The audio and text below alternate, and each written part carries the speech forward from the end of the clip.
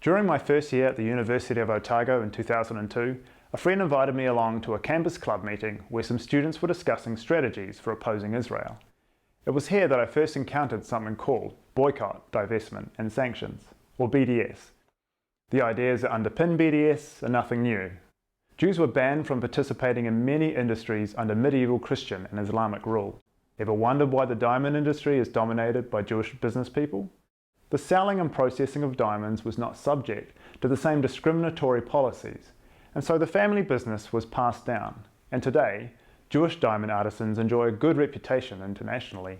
It wasn't only in the Middle Ages that Jews were shunned from some industry. Under the Third Reich, Jewish businesses were boycotted, and even before the Nazis came to power, Jews were forbidden from attending university, and the 1933 laws excluded Jews from serving as teachers, professors, judges, or in other government positions.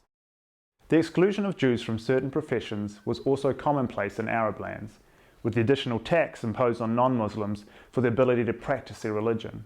And when Israel was reborn in 1948, Arab countries conditioned their trade with companies and nations on them not doing business with Israel, not doing business with any other company that trades with Israel, and on not hiring or promoting Jews within the company. While Arab nations have slowly opened up to trade and diplomatic relations with Israel, there is still a hardcore group of extremists that believe a boycott of the Jewish state, like the Nazi boycott of the Jews, will bring about its destruction. The Boycott, Divestment and Sanctions campaign was founded by Omar Bagati, and he has said, definitely, most definitely, we oppose a Jewish state in any part of Palestine. This inability to accept a Jewish state in indigenous Jewish lands is exactly the same rejectionist position that Arab nations took when they imposed their boycotts, and the same mentality the Nazis took when they imposed their boycotts. However, BDS activists claim that their boycott is similar to the pressure applied to apartheid South Africa, or the sanctions against the theocratic Iran. This is seductive for those who don't know better. The truth is that Israel is more like New Zealand, or Canada, or Australia, in terms of its treatment of citizens of all ethnicities and religions, than South Africa or Iran. BDS activists say they support freedom of expression for those people who refuse to perform in or deal with Israel, yet eschew the same freedom when their ideologies are not aligned.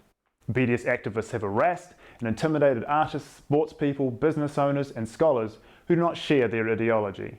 This is bullying in the name of anti-bullying. Similar hypocrisy is seen as BDS campaigners assert to be peaceful and to favour non-violent measures, while refusing to denounce anti-Israel, anti-Jewish violence. There is no mention of Palestinian Authority incitement and reward for terror, no condemnation of corruption or lack of democracy for the Palestinians, or of their human rights abuses. And BDS does not mention the Palestinian leadership's failure to counter the Israeli peace offers of 2000 and 2008. The latter included East Jerusalem as the capital of a future Palestinian state.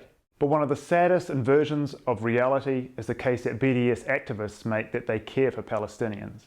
BDS has hurt Palestinians living in Judea and Samaria, or the West Bank.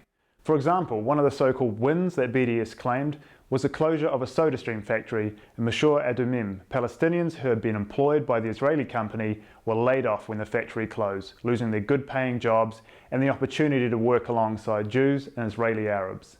The financial burden of losing a job has devastated families, but BDS celebrates. And BDS seems completely oblivious to the Arab Palestinians who have been left in refugee camps in Lebanon, in Syria, in Iraq, or anywhere else for 70 years. The intent of BDS is to completely delegitimize the Jewish state through misinformation, and meeting its demands would mean the destruction of Israel. The lies of BDS are seductive, but don't allow the haters to con you into yet another attempt to bring Jews down rather than uplift anyone. BDS is not for peace.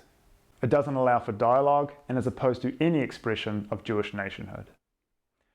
I am Sam Mangai for the Israel Institute of New Zealand.